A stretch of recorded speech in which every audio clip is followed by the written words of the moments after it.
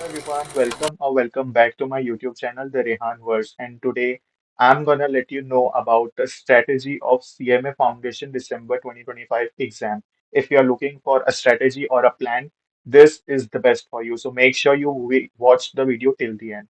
Let's start.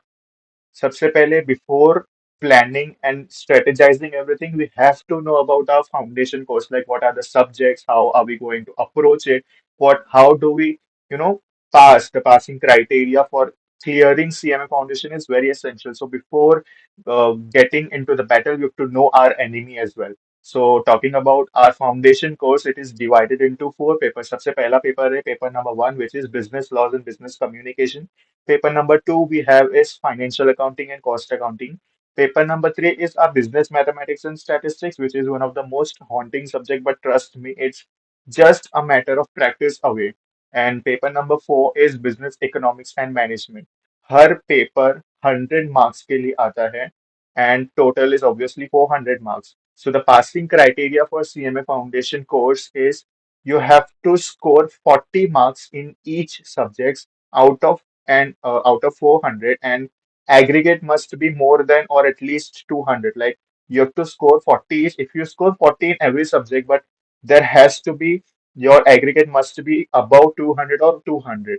So it is needed to clear your exam, which means आपको आपको कोई ना कोई पेपर में ज्यादा 60 70 मार्क्स लाना होगा, so that you can clear your aggregate as well to appear in exam. And exam हमारा MCQ based होता है, which has no negative marking, and हमें offline center पे exam देने जाना होता है. So about the foundation course, a quick summary is paper चार पेपर होते हैं. Business laws communication paper two है financial cost accounting, paper number three है business mathematics and statistics, and paper four है business economics. And passing criteria remains the same, 40 marks each and aggregate 200. Now let's talk about हमें ये तो पता चल गया कि कौन कौन से पेपर है क्या है, but how are we going to study, कौन कौन से स्टडी मटेरियल्स को हमें यूज करना है यहाँ पे. तो सबसे पहले हमें, जब भी हम ICMI के साथ रजिस्ट्रेशन करते हैं, अगर आपको CMA फाउंडेशन दिसंबर 25 का अटेम्प्ट देना है, so you have to get yourself registered with the institute before July 31st, तभी आप दिसंबर 2025 में एग्जाम देने के लिए एलिजिबल होगे. तो सबसे पहला आप रजिस्ट्रेशन करोगे. रजिस्ट्रेशन करने के लगभग 20 to 25 डेज के अंदर आपको आपके रिस्पेक्टिव एड्रेस पे बुक्स डिलीवर की जाती है, if you choose in postal application. तो जो भी आपको बुक्स दी जाएगी, सो आपको चार बुक दी जाएंगी as set, paper one, paper two, paper three and paper four. तो सबसे पहले आपको इन स्टडी मटेरियल्स को यूज कैसे करना है, आपको स्टडी मटेरियल में जितने भी कंसेप्ट हैं उन सारे कंसेप्ट को अंडरस्टैंड करना है, रिटेन करना है. अब हम कैसे करेंगे स्ट्रेटेजी, उस पे भी आई कम, बट अभी के लिए हम मैं बता रहा हूँ कि आप क्या क्या रेफरेंस ले सकते हैं टू क्लियर योर एग्जाम. तो सबसे पहला इज योर स्टडी मटेरियल के सारे कंसेप्ट. अब वाई अंडरस्टैंडिंग और स्टडिंग दिस कंसेप्ट, आपको अपने हैंड रिटन नोट्स बनाना is must. Handwritten notes के लिए आप अपने आप से, जो या तो आप जहाँ पे क्लासेस कर रहे हैं वहां से आप जो आपको नोट्स मिलते हैं हैंड रिटन, वो आप बना सकते हैं. तो अगर आप सेल्फ स्टडी कर रहे हैं तो आप खुद के नोट्स बना सकते हैं. It's help a lot because at the time of examination you have no time कि आप पूरा module line by line read करो. So specially for the subject like math, you have to make notebook, this handwritten book. It's because it's very important. आपका जब आप खुद से लिखते हो, your memory retains. So आपको हैंड रिटन बुक्स बनानी है अपने एक एक पर सब्जेक्ट्स की. फिर उसके बाद आपको सारे मॉड्यूल के जितने भी MCQs है वो सारे कवर करने हैं. मॉड्यूल के एमसीक्यूज के अलावा बहुत सारे लोग मॉड्यूल के अंदर जो फिल इन द ब्लैंक्स दिए हुए हैं, ट्रू और फॉल्स दिए हुए हैं, वो सब छोड़ देते हैं. बट हमें ये गलती नहीं करना है, क्योंकि कभी कभार फिल इन द ब्लैंक्स बोलो, ट्रू और फॉल्स बोलो, इन सब से भी हमें क्वेश्चंस आते हैं एमसीक्यूज के फॉर्म में. सो हमें मॉड्यूल में जितने भी क्वेश्चंस दिए, वो सारे question, be it MCQs, be it fill in the blanks, be it true और फॉल्स, हमें सब कुछ करना है. फिर उसके बाद जब ये सब हो जाएगा, फिर आपको इंस्टीट्यूट अपनी वेबसाइट पे MTPs RTPs ये सब भी इशू करता है. ये भी हमें रेफरेंस करना है. MTPs RTPs are mock test paper and revision test papers. फिर पास्ट पेपर जो लाइक फॉर एग्जांपल जून में जो एग्जाम हुआ जून 25 में, फिर दिसंबर 24, जून 24, फिर रिस्पेक्टिवली ऐसी जितने भी एग्जाम्स हो उनके सारे आप MCQs प्रैक्टिस कर सकते हो. अपार्ट फ्रॉम दिस, अगर आपकी बुक्स अभी तक नहीं आए होंगे तो आप इंस्टीट्यूट की वेबसाइट पे से, यहाँ पे से आप डाउनलोड कर सकते हो बुक. लिंक मैं आपको डिस्क्रिप्शन बॉक्स में दे दूंगा. सो लेट्स, तो हमें ये तो पता चल गया कि हमें क्या क्या रेफरेंसिंग के लिए लेना है। सबसे पहले हमें मॉड्यूल लेना है, सारी मॉड्यूल की कवरेज करनी है, फिर उसके बाद कंसेप्ट की कवरेज करनी है, फिर उसके बाद हैंड रिटन नोट्स बनाने। हैंड रिटन नोट्स के अलावा हमारे एमसीक्यू, फिलअप्स, ट्रू और फॉल्स जो भी मॉड्यूल में दिए हुए हैं वो, फिर उसके बाद MTPs, RTPs, past paper and e bulletin भी एक चीज है जो एक टाइप ऑफ डॉक्यूमेंट है where institute releases more MCQs to practice, so we can also refer that. उसके बाद आता है हम स्ट्रेटेजी, प्रॉपर स्ट्रेटेजी बनाना is very must in order to ace your exams. तो if I'm assuming that you are gonna start from July 1st, तो अगर आप जुलाई 1st के हिसाब से जाओगे तो आप देख सकते हैं देख जुलाई, अगस्त, सितंबर, अक्टूबर, नवंबर, नवंबर तक आपको सिलेबस पूरा एटलीस्ट दो रिवीजन के साथ कंप्लीट करना होगा। सो इफ आई से कि अगर आप एकदम डिटेल में पढ़ने वाले हो तो सबसे पहले जुलाई, अगस्त, सितंबर, इन 3 महीनों में आपको अपना एंटायर सिलेबस कंप्लीट करना है। सो व्हेन आई से कि आपको एंटायर सिलेबस कंप्लीट करना है, हाउ यू कैन से कि आपका सिलेबस एंटायरली कंप्लीट हो चुका है? तो सबसे पहले pick one subject at a time and finish it. तो it is one of the most important because आपके पास पेपर तो 4 है लेकिन आपके सब्जेक्ट्स 8 है। कैसे 8 है, लेट्स सी। सबसे पहला पेपर 1 है business laws and business communication, these are two different subject having weightages as well. फिर है financial accounting and cost accounting, again 2। फिर business mathematics and statistics, again 2। And business economics and management. So we have seen कि हमारे paper तो 4 है but her paper में दो बाइफरकेशंस है, मेकिंग इट 8 सब्जेक्ट्स। तो मैं एक एक सब्जेक्ट, लाइक फॉर एग्जांपल मैंने बिजनेस कम्युनिकेशन पकड़ा तो आई study entire business communication, will make notes of it and will finish it। फिर उसके बाद मैंने फॉर एग्जांपल बिजनेस मैनेजमेंट को पकड़ा, मैनेजमेंट को खत्म किया, फिर अब completed my economics. Hand in hand मैंने फाइनेंशियल अकाउंटिंग पूरा खत्म किया, कॉस्ट अकाउंटिंग खत्म किया। Maths and stat, one of the most important thing is practice and recall maths and stat at least for every 1.5 hours daily. हमें maths and stat ऐसा नहीं है कि हमें एक बार सिलेबस खत्म हो गया तो हम उसे नहीं पढ़ेंगे, नहीं, दिस इज रॉन्ग। हमें मैथ्स एंड स्टैटिस्टिक्स रोज 1.5 आवर्स तो एटलीस्ट करना ही होगा, सो दैट क्योंकि मैथ्स का भी paper is not cup of tea for everyone to solve it, because maths आता है, ऐसा नहीं है कि you are not even solvable, paper solvable होता है but you need to practice those questions as well. उसके बाद वन हमें एक सब्जेक्ट एक टाइम पे करना है और उसे फिनिश करना है। मैथ्स हमें रोज करना है, हमेशा करना है और उसको रिवाइज करते रहना है हमेशा। फिर उसके बाद आता है कलेक्टिव रिविजन्स ऑन वीकेंड। हमें हर वीकेंड पे, लाइक फॉर एग्जांपल एक वीक में मैंने 4 सब्जेक्ट पढ़ रहा हूँ, एक टाइम पे मैं 3 या 4 सब्जेक्ट पढ़ रहा हूँ, सो वीकेंड पे मैंने जितने भी सब्जेक्ट्स को पढ़ा है, जो भी मैंने चैप्टर्स पढ़ा है वीकेंड पे, आई मेक श्योर कि मैं उन सबको एक साथ कलेक्टिवली रिवाइज करूँ, ताकि मैं पुरानी चीजें, कई बार ऐसा होता है कि हम नई चीजें पढ़ते हैं लेकिन पुरानी भूल जाते हैं, सो उस वैसा नहीं होने देना है, हमें पुरानी चीजें भी रिटेन करती रहनी है वीकली। फिर उसके बाद make proper plan, set targets. कभी भी प्लानिंग इज मस्ट, आप मैनेजमेंट में भी पढ़ोगे कि planning is very important, essential. Reason being, it helps you to make everything a very in a proper standardized manner और आपका काम effectively होता है। और set targets, हमेशा एक वीक में या एक दिन में आप टारगेट सेट करो कि आज ये तो मुझे इतना तो मुझे कंप्लीट करना ही है, इस वीक में 2 चैप्टर कंप्लीट हो जाने चाहिए।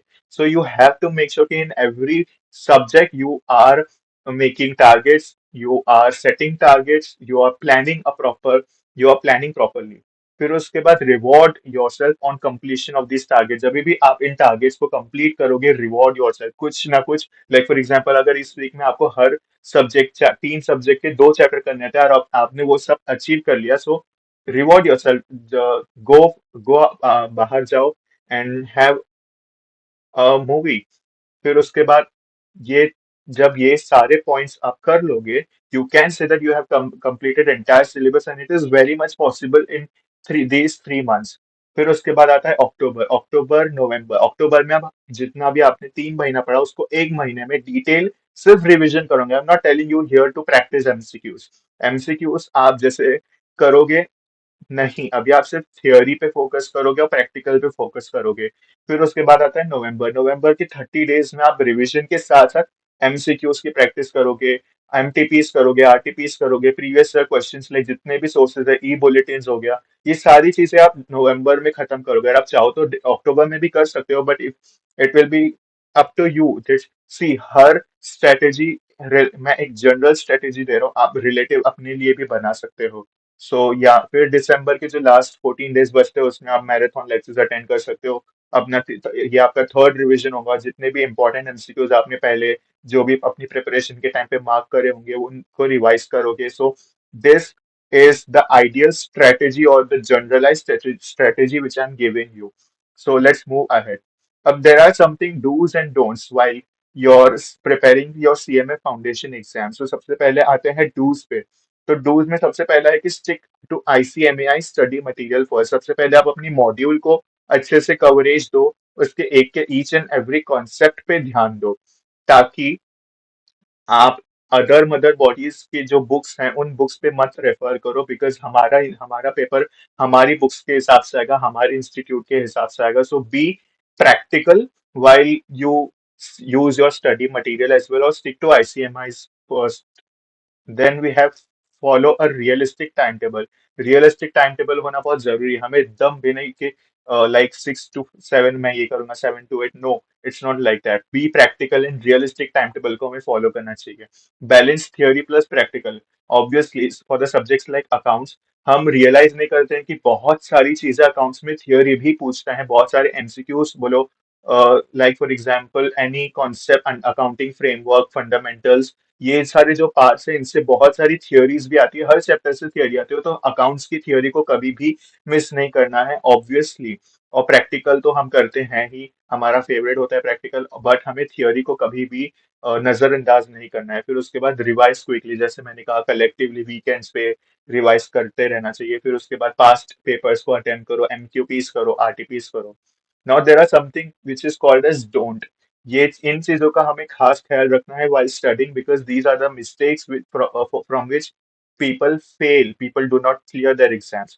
तो सबसे पहला है डोंट इग्नोर सेल्फ स्टडी। आप कहीं से भी चाहे आप सेल्फ स्टडी, आई मीन आप यूट्यूब पे लेक्चर देख रहे हो या आपने कोई कोचिंग लगाई है, आप कहीं से भी कर रहे हो, आप लेक्चर देखे जा रहे हो, आप लेक्चर देखे जा रहे हो, लेकिन आपको ऐसा लग रहा है कि आप लेक्चर देख रहे हो, आपको समझ में आ रहा है, बट आप जब सेल्फ स्टडी करोगे you won't be able to get it, because कोई भी लेक्चर करने के बाद हमें अपने आप के साथ सेल्फ स्टडी भी करना बहुत जरूरी होता है।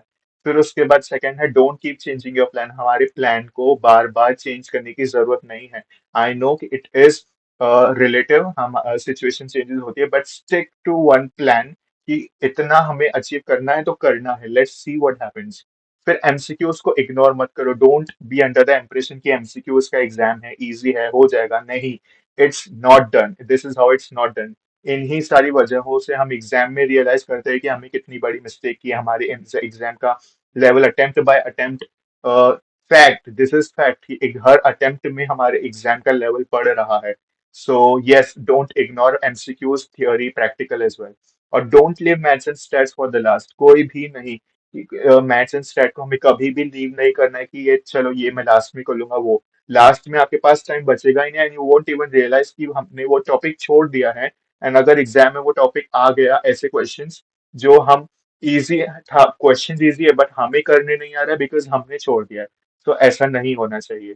फिर don't skip full length mock exam. कभी भी एग्जाम के पहले आप फुल मॉक एग्जाम सेटअप में अपने आप को देख के टेस्ट देना बहुत जरूरी है। एग्जाम जैसे हम बोर्ड्स के पहले प्रीलिम देते थे, वैसे ही इस एग्जाम में भी हमें एक्चुअल एग्जाम देने से पहले पूरा फुल लेंथ मॉक देना बहुत जरूरी है। So this is how small efforts, daily discipline, and obviously that's how dreams come true. हमें हर रोज कुछ ना कुछ एफर्ट्स लेने पड़ेंगे, डिसिप्लिन करना पड़ेगा, ताकि हमारा जो ड्रीम है कि सीएमए फाउंडेशन दिसंबर 25 क्लियर करना है वो हो जाए। So this is all the strategy. Thank you for watching. Do like, share and subscribe to the Rehan Verse for more such videos. अगर आपको कोई भी टॉपिक के ऊपर वीडियो चाहिए, कोई भी आपको क्वेरीज है, तो आप नीचे कमेंट बॉक्स में डाल सकते हैं। See you in the next video. Till then, bye bye and take care.